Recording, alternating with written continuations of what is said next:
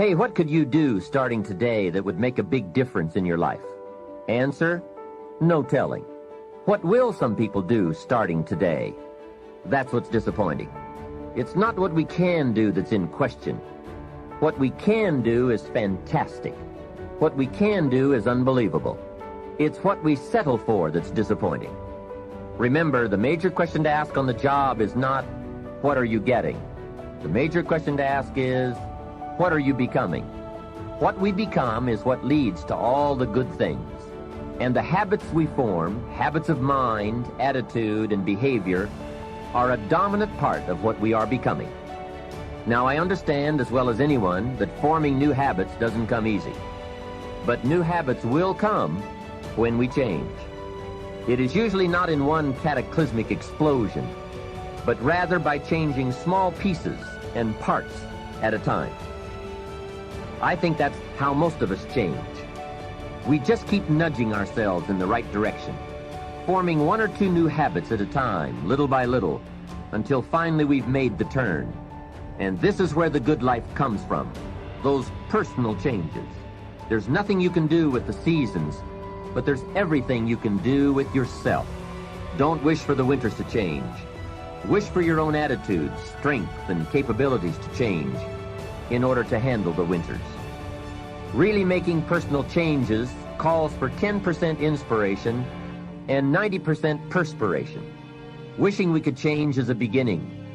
But now wish must be translated into activity, and inspiration and affirmation must lead to discipline.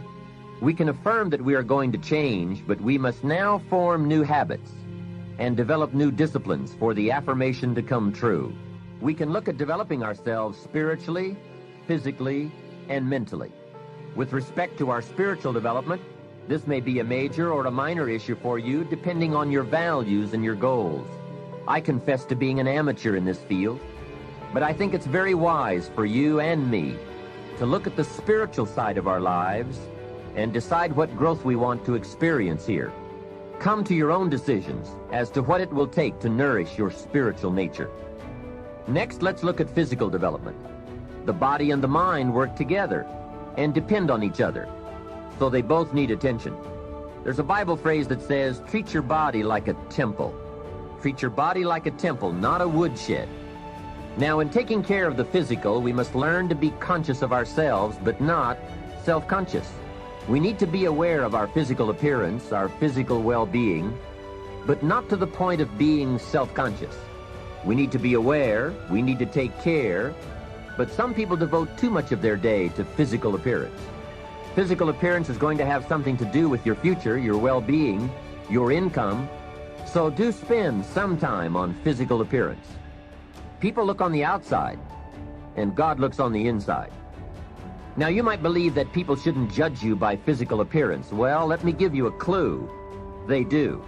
Make sure you don't order your life based on shoulds and shouldn'ts. You'll always be confused, and you'll always have trouble. The best thing to base your life on is reality. What people really do. So since people generally judge by appearance, then that's probably one thing we want to take care of. That's just part of the game. Now, of course, when people get to know you, or if they've been around you any length of time at all, they're going to judge you by more than appearance. But sure enough, people at first are going to take a look. So taking care of yourself in personal appearance is a consideration. Now, physical development also includes your good health and your well-being. You've got to spend some time on that so that you feel good in the marketplace. Get involved in some form of disciplined exercise. Keeping fit and feeling good has a positive effect on your attitude, not just your appearance. Even if you're not into sports, there are some cassette programs and books on how to stay in excellent shape in only 20 to 30 minutes a day. Get the tapes and find your best way to stay physically fit. Just develop a bit of consciousness about taking care of yourself physically. Physical fitness pays great dividends in terms of your energy level, your ability to live a long, healthy life, and your general sense of well-being. The other part of physical well-being is nutrition. There are some excellent books on this subject for you to investigate as well. Do all you can to stay fit, to stay healthy, and to stay well. because physical health and fitness affect how you feel about yourself and how you perform in the marketplace. When you feel good about yourself, other people will feel good about you too. Appearance, vigor, vitality, and well-being have a lot to do with how your life works out. That's the physical side. Now, the mental exercise and nourishment are just as important as physical and spiritual exercise and nourishment.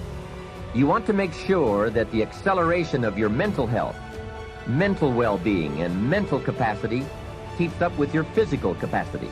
So make sure at 40 that your mind has kept up with the passing of the years. Don't stay 30 at 40. Don't stay 30 at 50. Keep up the learning curve with mental exercises. It's so important for you and me to be stretched beyond where we are. It's too easy to just comfortably sit and stop growing. It often doesn't seem to be that necessary to make the push, to make the effort to learn and to grow and to challenge yourself. But let me give you something to think about. The last few years of the 20th century are going to demand a lot more mental vigor and mental activity.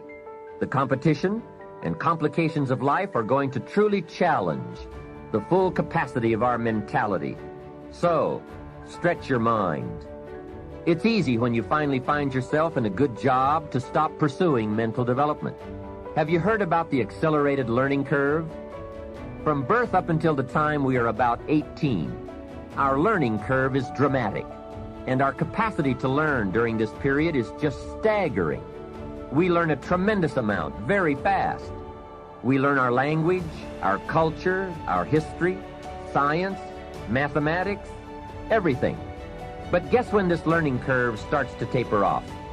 When we get our first job, usually. Now sometimes, for some people it will continue, but sure enough, here's where it usually levels off.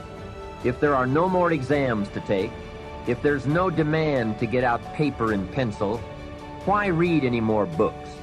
Now you will just learn by some experience, just getting out there and by doing it wrong and doing it right and stumbling around. You learn some, but can you imagine what would happen if you kept an accelerated learning curve all the rest of your life? Can you imagine what you could learn to do, the skills you could develop, the capacities you could have? So here's what I'm asking you to do. Be that unusual person who keeps up his learning curve. Succeeding in life is not usual. It's unusual. You need to develop some unusual habits to earn the outstanding rewards. A friend of mine said, a standard education will get you standard results. You want a lot more than standard results? You need to become a lot more than a standard person. And now I've got some more good news for you.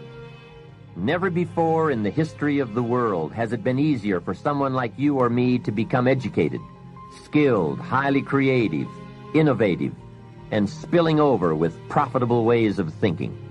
You can turn your automobile into a professional growth seminar on wheels. I'm serious. Cassettes can turn the time you spend driving your car, dressing in the morning, or exercising into solid, effective personal development. While your friends are vegetating on the way to work, listening to the radio that doesn't help them one bit to do a better job, you're picking up new negotiating skills, better sales techniques, or a new creative way to solve problems. Become a student of good ideas, wherever they can be found. Start with all the things you can do to make your life better and make you feel better about yourself. Make a list. Life will give you some pretty big challenges if you can handle the small ones. But unless you practice on the small ones and master those, you don't have a chance for the major ones. A man strides out of his house to go straighten out the corporation, and he has not yet straightened out his garage. Who's kidding who? So work on all the disciplines that will improve the quality of your life. And here's an important thought. Everything affects everything else. Every lack of discipline affects every other discipline. Mistakenly, the man says, "This is the only place I let down." See, that's not true. Every letdown affects the rest of your performance. Now here's the positive side. Every new discipline affects every other discipline. Every new thing you try affects the rest of your performance. Isn't that exciting? So get started on every small discipline you can think of. You can't believe what it will do for your self-confidence. And remember, the greatest deterrent to success is lack of self-confidence.